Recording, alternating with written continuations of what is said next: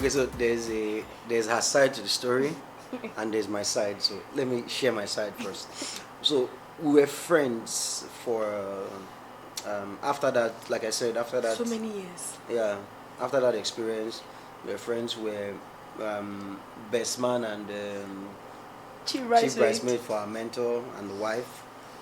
So on and on like that. We're friends. We established communication. So I used to ghost on her. Maybe later we'll talk about that in details. What happened was the friendship had grown to a point where we're talking on a steady. And he was speaking relationship, but in coded terms. But I was getting it because I had been in a relationship. Please go on, sir. Yeah, so so I was, you have to know how to play your card. The fact that you are spiritual, some of us are just very spiritual. You're spiritual, but you guys get street sense at the same time. So what I used to do was I used to flash in my green light, then withdraw it. Now the reason why I used to withdraw it was because I knew the timing was not right yet for a relationship. So when we're talking here and there, I would flash in the green light, then I'll withdraw it immediately. Then when I observe again that it's like it's been long, you flash green light, I'll flash again, withdraw. So she was getting the message I was passing intentionally. I was doing that for her to get so that she can wait, because that was what was playing in my head. My essence of doing that was see the green light and know that there's a reason for you to wait here, so that you don't, because I also knew, she used to tell me about the other guys. Exactly, I was coming there, especially because I was just innocently just confiding in a brother of mine. Yes. Because he was brother zone. The brother was still innocent too. So I was just confiding and telling him, see what's going on, see this guy is asking me. I think by that time I'd broken up with. Yeah. Yes, I just come out of a relationship, so I was just gisting him basically because I knew that I was going to get married around a few years down the line. I knew. So I was just telling him because it was about time for me to make decisions and all that. So I was confiding in him. So I didn't know that what he was doing was flashing the green light so that I will now wait. Continue, sir. Yeah, even the funny thing was there was even a time a close pal of mine was like becoming very close, and so someone would ask me, were you worried? I was never worried for once. Once in a while he would ask me, what do you think about this girl? Okay, he was getting close to me. Yes, to you. Okay. So he would come meet me like, what do you think about this girl? I'd be like, oh, she's a nice girl. Oh, I relate with her. I talk with her. She's very nice. She's fine. She's this, she's that. So if you are considering her, please, by all means, go ahead. And you already knew. And I already knew, right? But I was doing that because I wasn't bothered, right? I don't know the kind of work anybody has. So that's why I said initially that what I'm sharing is subjective, yes. right? So there was that confidence in me that even if you people start dating, they didn't date, but in my head I was like, even if people start dating, when I'm ready to come and get my thing, because he always works with what God has said. Yeah. So the only reason, and let me be honest, that is the only reason why a man could have the guts that he had. He already knew how God communicates to him. So God had told him that I was his, even though God had not yet told me, but yeah. God was keeping me because I had no idea why I was staying on the spot. I wasn't saying yes to anybody. Good guys, great guys, but I wasn't just opening up to them. And that was because, God had his thing playing out. But this man, because of what God had said, and that's the man, and that's one of the things I appreciate in you. When God has said it, whether it looks like it or not, just because God has said, no matter how long, he stays there until it's time to move. All right, so all I was just waiting for was time to move, I know a couple of times I'll think about it. God will tell me, you don't worry. You are about what concerns me. I'll keep that which belongs to you. Yeah. And I knew what he was talking about, so I was fine. So until we started dating, courting officially, December 28, 2017. And that year I told God, I said, if this guy doesn't make it, because why will I go on, I'll go on friendship dates. Then I was in First Stack with a few people, and they are communicating things I like to hear, visionary men, but it wasn't just working out. I couldn't wait to leave the place. My mind was going to somebody who not was saying busy anything. giving green lights and red lights. It was pretty confusing. And yet I was still sure that I was supposed to wait. I told God, if by the end of this year your son does not say anything, sir, I'm moving on. And at that point I meant it. And December 28th at a choir rehearsal. After choir rehearsal. After choir rehearsal. The things that go on in church. No, don't make it sound like that. No. My point is, you think everybody talking in church they are sharing Rema. Yeah. Yeah. So December 28th after choir rehearsal. According to him, he didn't even plan. Maybe we should share that. What I had in mind was, I'd seen myself asking her out on. That what I had in mind was 31st December 2018. Okay. That's what I had in mind. So that would be like a crossover thing, right? Because the same way a lady knows when a guy likes her, the same way a guy also would know when a lady is already buying his gospel, right? So she was already buying my gospel. Somehow I just knew, right? So that thing in me was like, okay, so let's just wait. So that was why I was showing the green light. The essence of the green light for me was know that my interest is here, but it's not yet time, right? And once in a while when we have conversation, I always tell her, that when God tells me something, if it is not yet time, no matter what, I won't go. Now, all of those things I was saying were very calculated. I was doing it intentionally to pass a point. So I came into church that night. We had a choir rehearsal. I came into church that night with the mind of just coming for rehearsal. And of course, after rehearsal, we used to sit down, just talk about life, share scriptures, and all that. So it was funny because rehearsal would be on, and I'm tired. I used to come from shop then. I'll be so tired, and in my mind, I just want to after rehearsal, I just go and sleep. But the Son of Man would actually stay awake throughout the night. Won't sleep. Just talking scripture. We just talk life, talk scriptures, music, gospel music. Then the Lord Gospel had music. snatched her from the jaws of But different. We're having beautiful conversations. Yeah, so we just stay up till 7 a.m. till 7 a.m. Then he will now still follow me to the front of my father's house. Then before I will now go back. He will stop at my father the gates. He doesn't have to go inside. Stop in front. And he will go then back. I'll go back. So that was going on. So that was what I had in mind. Like, oh yeah, I'm coming to see my friend. Then she was my friend. Now she's my best friend, right? So I was coming to see my friend. I just got back from school that week, right? So I timed my arrival period perfectly so that I can see her on Wednesday before church on Sunday and all that. So Wednesdays were for me, the period where we really, really get to spend a lot of time. So I had to time my coming back within that period. So all I had in mind was just the normal conversation we normally have after rehearsals. We're in the middle of something very unrelated. Yes. Very, very unrelated.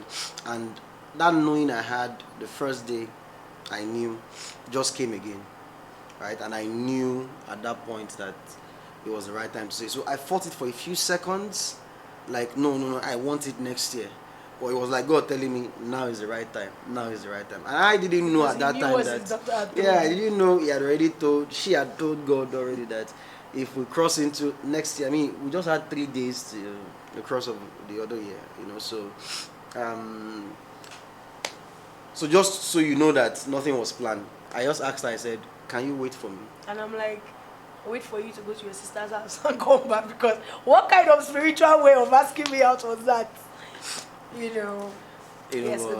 So I now did a little explanation on, and so that was how I asked her out. Okay, so I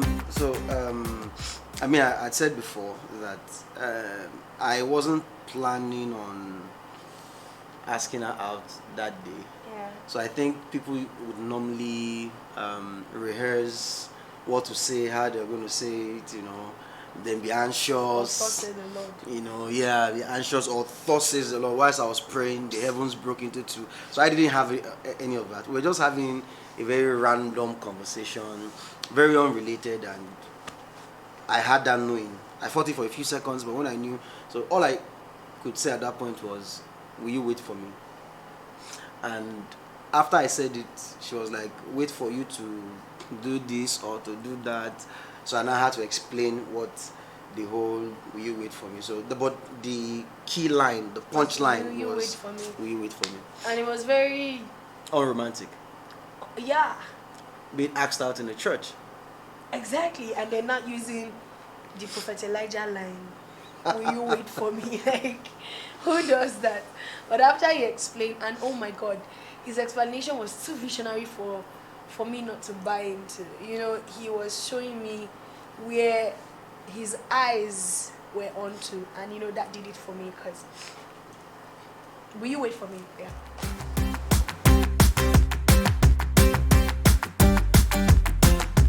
All right. So first off, it was that I had a friend in him. You know, a friend who was there. He was present, and he was not everywhere. He was not that guy you would see with everybody. And when I say everybody, I mean you cannot say he's with this person, that person, that person. No, he had this disciplined life, and so he was a friend who was, his eyes were one. And when they say the eyes is one, his eyes were just one, and he's just full of wisdom. So I used to love having conversations with him because it felt like a fount in him, so wise a fount. And he wasn't pushing it to you in his conversations, no. He would listen, and that's another thing. He loves to listen. He could listen for you 1 hour and just be silent, and he's like, you could see that he's into what you're saying, and he's visionary. Very visionary. So like I said, his legs could be in a place, but his eyes are onto what God has said. He's steadily strategizing and, you know, projecting onto what his life is about. And these things were very attractive. Also, he's family oriented. Very family oriented. You know, I would not have, you know, even been attracted to a person who did not love God. So he, God chaser, God lover. He's my friend, visionary, family oriented, super intelligent. Like, you could have several conversations about different other things with him aside just the random conversations. And you know, these things were the things that were just floating on top. I mean, getting to now know him as my husband, I'm thankful.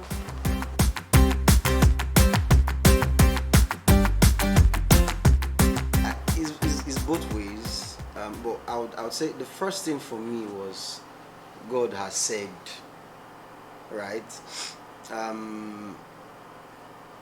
At that point, you know, there's a way you can be in a relationship and you're still considering options and all that. For me, it was an issue of, if there's something that can't be, maybe something we don't agree on, it's not something to separate us, it's something we need to work on to get to a consensus, right? So, but it was both ways for me. You could have conversations with her and you're living with wisdom, right? So there are times when something happens, I want to react, you know, in a wrong way, and she tells you, no, this is not how to go about it, you know. And I mean, if you look at me, then and now, dress sense, you know, she had to teach me that. Yeah, that's totally, you know, if you had left me then, maybe I would have worn a suit on a palm, because I just love palm, you know. And for me, wearing palm on things that don't go, for me, was like I was being creative, right? So I think there's a balance to having a mind of your own. So I've always had a mind of my own, but sometimes that having a mind of your own can put you into trouble, right? So I was that way. So I really didn't care. And if I had worn a suit on a palm and you say this is not how to dress, I won't have listened to you. But being that this is someone I love, right, and I know that we're doing life together, and in every conversation we had, you could always tell that she was looking out for me, right? So it's a different thing when someone is communicating and the person is trying to shape you to what they think an ideal person should look like. Mm-hmm. That's selfish, right? But she was always looking out for me, you know. Apply perfume. I was not a perfume person, you know. So use perfume, use deodorant, you know, steady, you know, do this, this is how to dress, and sometimes just to pass the point, well, she would get that kind of clothes and send, right, and say. So when you see someone doing all of that, and it wasn't just this, right, the wisdom was so high for me. She had drive. She knew what she wanted, and she was always going for it, right? I mean, you don't want to get married to someone who you have to drag through life. You have to convince the person, you have to be serious. She had that going on for her. Somehow she's, that man side, I can handle things on my own, and yeah, balance to all of that is also very, very important. Very important. And you have to learn that, right? But Yes. that, all of that, then I mean, she loved God. She loves God. She still loves God. Can we tone down on the spirituality and say, Yeah. My husband fine. Yeah, and he fine. My wife is pretty. He yeah. fine. Yeah. Yeah. So yeah. Yeah. Because you can't leave out attraction. No, you can't. Physical attraction. Sorry if I didn't say it. Please. Physical attraction. Marry someone you're physically attracted to. I am physically attracted to my wife. Like, Lord, right? So don't you won't always be speaking in tongues. Exactly. You won't always be studying the Bible. You won't always be high. You won't always be high in this. Sometimes you just want someone you can just be proud of. Just look at them and like, woo, like damn, you're fine. Yeah, so that's important. Very important. Yeah.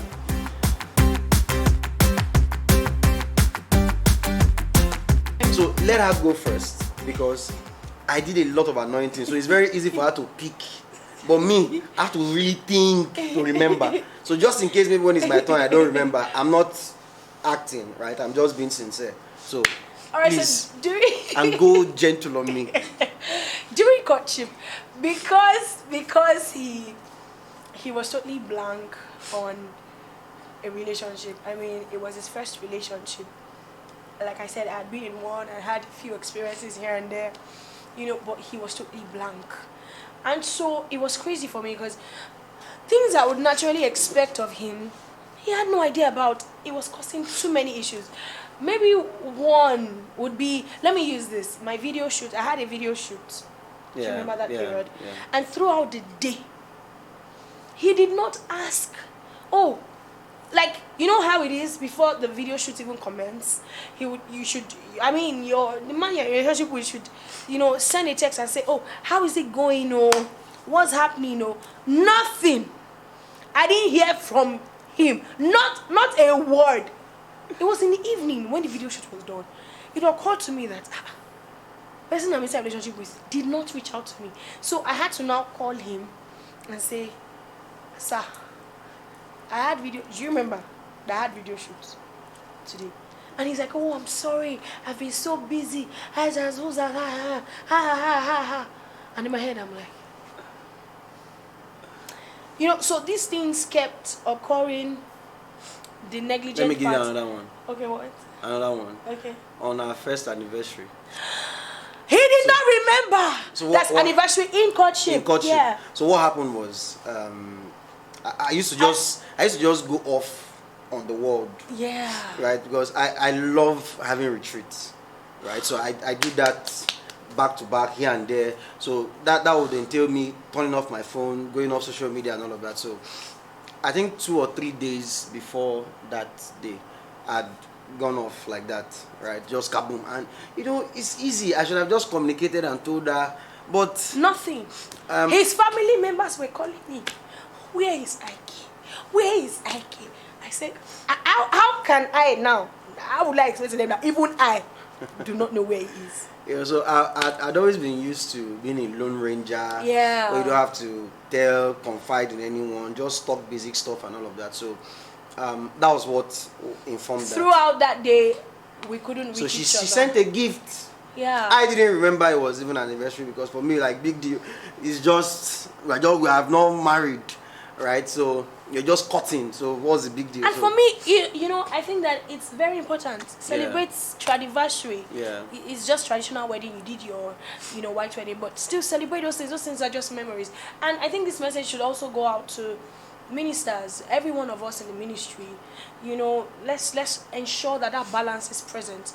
Do not be so high up there in your retreat, your study. Let's know that it is marriage even before ministry. All right, you have to cater to these things. Be there for your children, be there for your wife. Husbands, be there for your wife. Wives, be there for your husbands. It's very important that we create that balance so that there is no imbalance.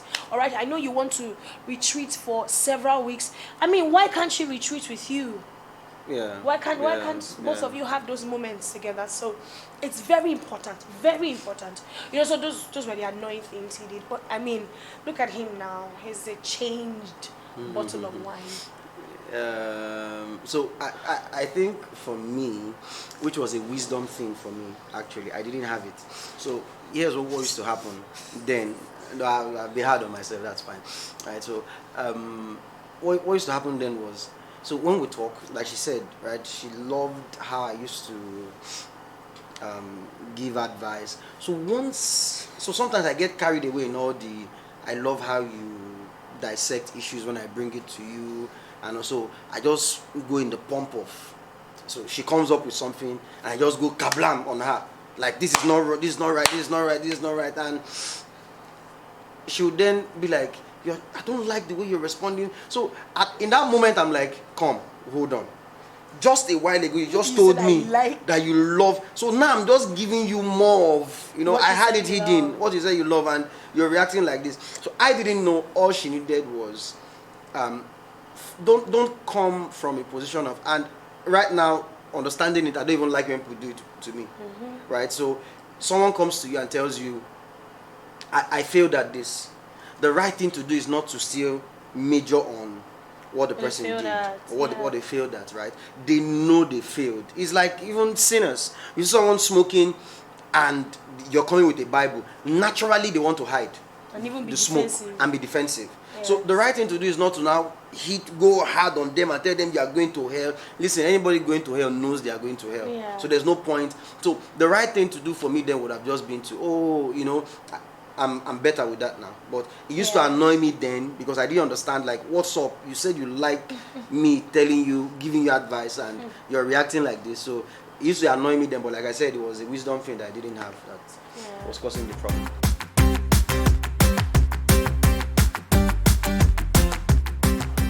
So I asked her out December 28th. Yeah. And my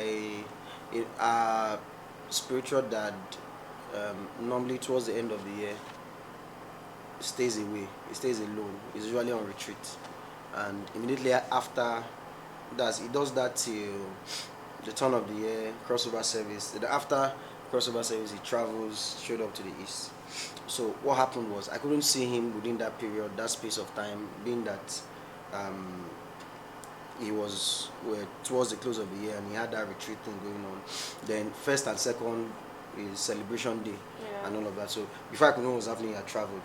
But that January, I was going back to the east. Yeah. He was in the village. So you got to see So him I there. went to see him in his house at the village and told him, I just asked your daughter out on December 28th, so and so. And so he asked a few questions he could ask, then gave us his blessings, and eventually he requested to see her, and they spoke about it. And so the effect of that, of sharing that, is that accountability thing. Yeah.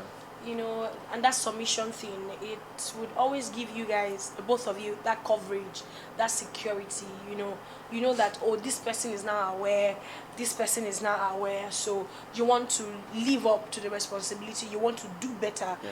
You want to get better because you've seen their marriages work. Yeah. So you want to be accountable. You want to show, even because I'm also interested in knowing who you're submitted to. And I mean, we're submitted to the same spiritual father, Reverend Donatus Obi, and also we had an amazing mentor that, we've seen their marriages work. So this is what this thing does for you. It shows that you're accountable, you're submitted, and you're willing to make this work. And also who you can once in a while also report certain situations to, so you can get clarifications on. Very important.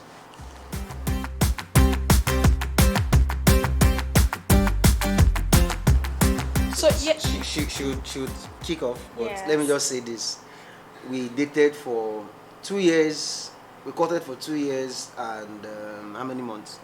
I can't remember. Maybe 6 months or so. Yeah. 8 months. Yeah. Thereabouts. And on paper, that's what it looks like. But we broke up in that 2 years and For like 1 year. we broke up for like which kind of 1 year? We broke up for like No, 1 year now you're exaggerating. and 3 months. You're exaggerating. So if you subtract He's if you exaggerating. subtract 1 year and 3 months from 2 years and 8 months, the remaining months is when we You're dated. exaggerating. I'm the one that was keeping record because she You're was always the one exaggerating. breaking up with me. She just, you know what, I'm done. And I'll be like, I used to, okay, I think I should have said this. I used to annoy me.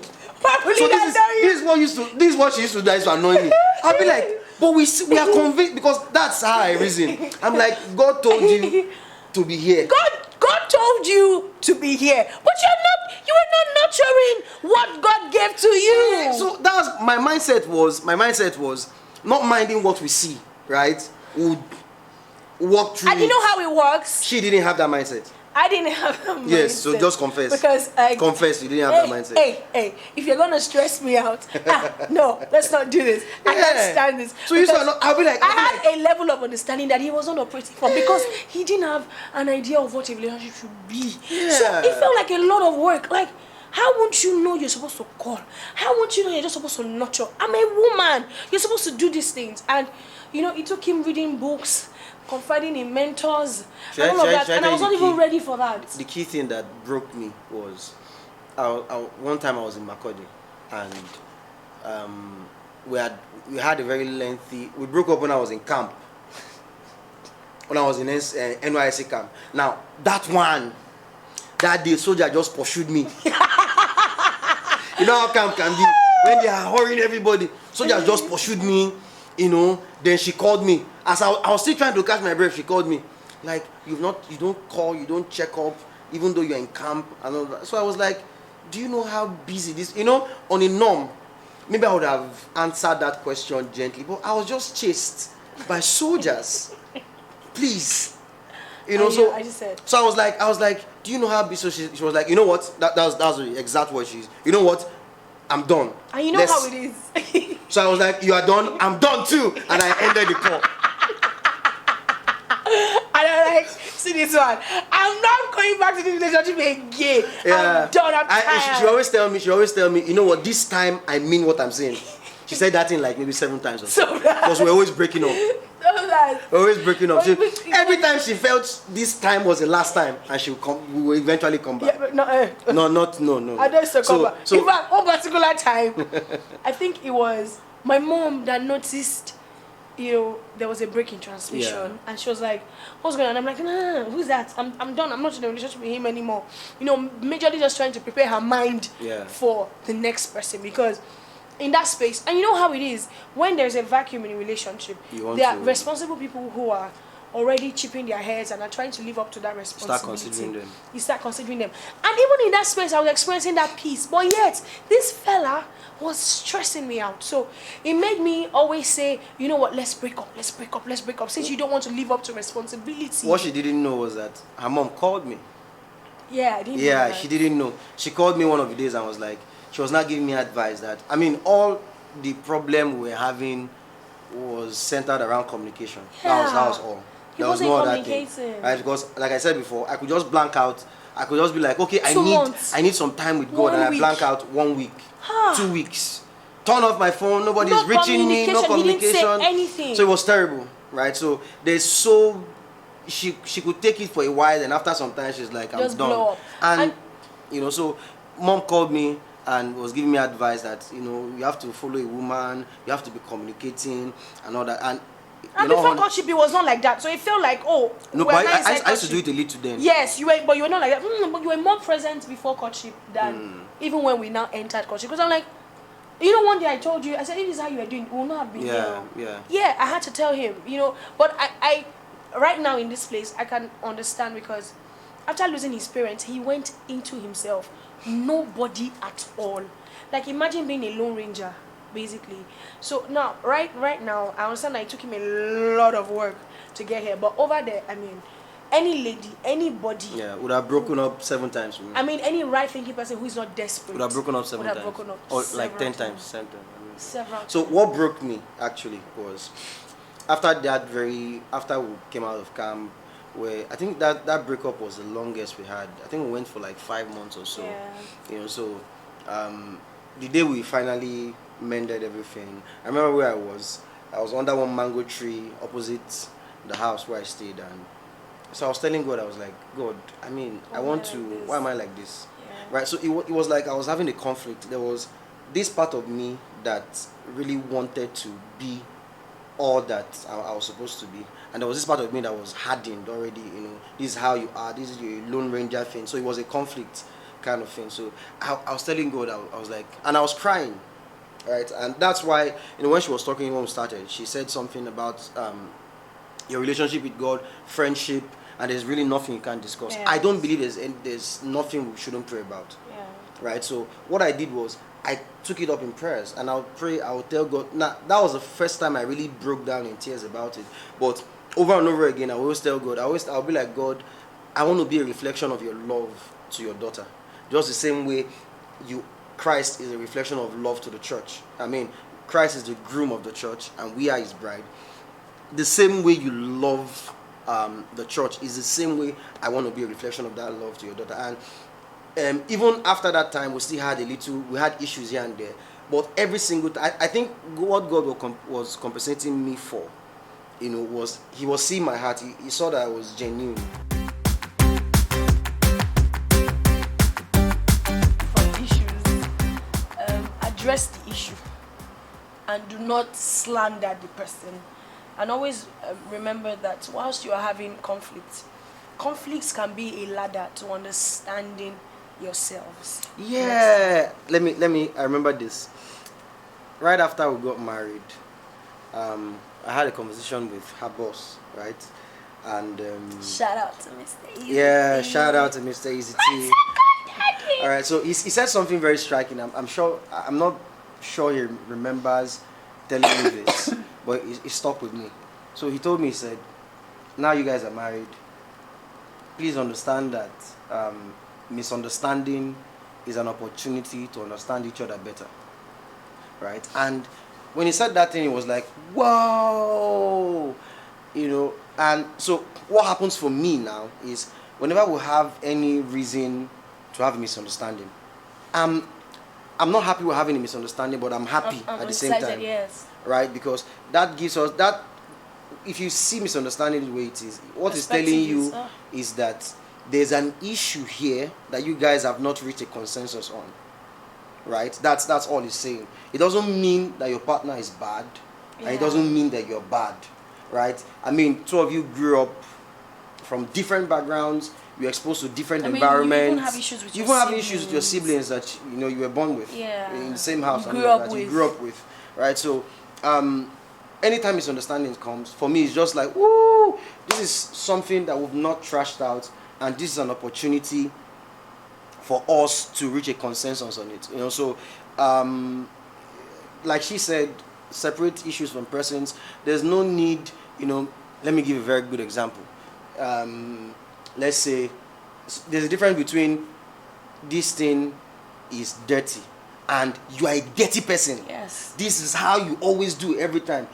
When you move from this thing is dirty to you're a dirty person, you're attacking the person. And no, it's rare to find people who react right when they're attacked. Yeah. Because once you attack a person, the person goes defensive. Yeah. Have you ever seen anybody?